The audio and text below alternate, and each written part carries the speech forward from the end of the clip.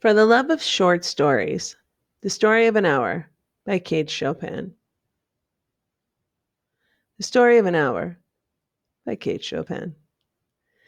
Knowing that Mrs. Mallard was afflicted with a heart trouble, great care was taken to break to her as gently as possible the news of her husband's death. It was her sister Josephine who told her, in broken sentences, veiled hints that revealed and half concealing.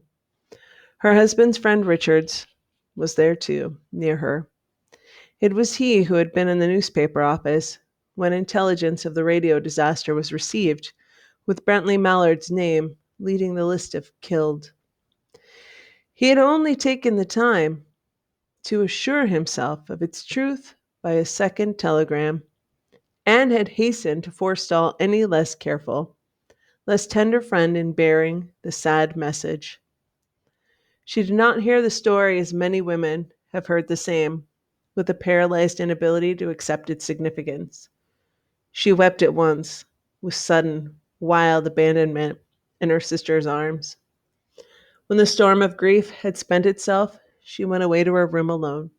She would have no one follow her. There stood, facing the open window, a comfortable, roomy armchair. Into this she sank, pressed down by a physical exhaustion that haunted her body and seemed to reach into her soul. She could see in the open square before her house the tops of trees that were all aquiver with the new spring life. The delicious breath of rain was in the air. In the street below, a peddler was crying his wares. The notes of a distant song, which someone was singing, reached her faintly, and countless sparrows were twittering in the eaves. There were patches of blue sky showing here and there, although the clouds that had met and piled one above the other in the west facing her window. She sat with her head thrown back upon the cushion of the chair, quite motionless, except when a sob came up into her throat and shook her, as a child who has cried itself to sleep continues to sob in its dreams. She was young, with a fair, calm face, whose lines bespoke repression and even a certain strength.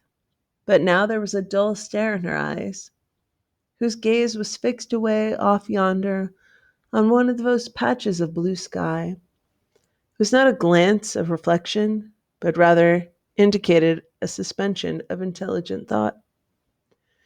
There was something coming to her, and she was waiting for it, fearfully. What was it? She did not know. It was too subtle and elusive to name, but she felt it, creeping out of the sky, reaching toward her through the sounds, the scents, the color that filled the air. Now her bosom rose and fell tumultuously. She was beginning to recognize this thing that was approaching to possess her.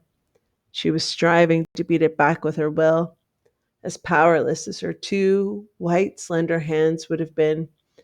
When she abandoned herself, a little whispered word escaped her slightly parted lips. She said it over and over under her breath. Free, free, free. The vacant stare and the look of terror that had followed it went from her eyes. They stayed keen and bright. Her pulses beat fast, and the coursing blood warmed and relaxed every inch of her body.